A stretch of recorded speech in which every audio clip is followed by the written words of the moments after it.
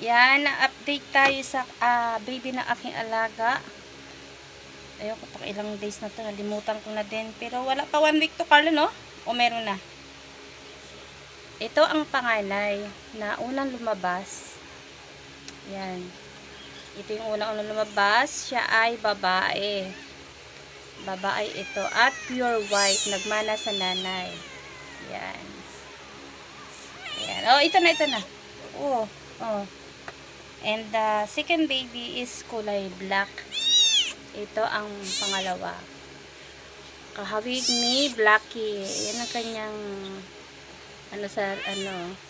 ilalim. Ito naman ay lalaki. Lalaki. Katulad kay Blackie, lalaki din. O, ito ang nanay. Sabi niya, anong ginagawa mo sa anak ko? Hiram lang eh. Update lang, baby. O, dali na. Pasok na doon. Ayan. And the third baby is ito. May dalawang itim sa uluhan. Ayan. Yan ang palatandaan. At ito naman ay lalaki. Lalaki pala itong isa, Carlo. Lalaki pala ito. Ayan, lalaki. Bali, itong black. Tingnan ko ulit. Ay!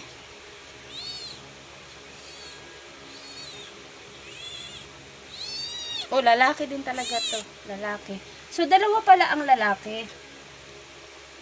Itong isa, ito ang pang fourth.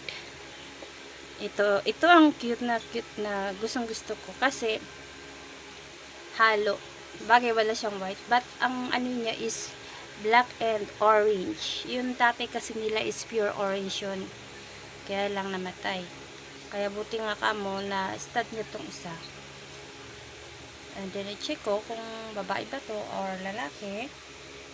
Ito naman ay uy! Pukin! Umihi! Babae. Siya ay babae. Ayan. Umihi ang loka. 4 na kittens. So, ito na sila. Hi! Ayan na sila lahat.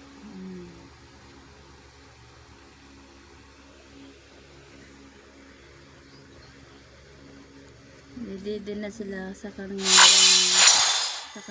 ina.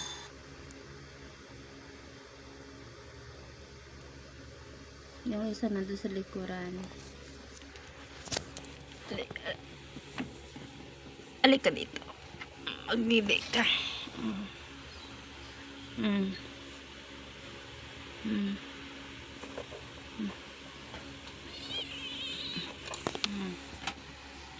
Yan, umayos ka lang. Padede ka sa anak mo.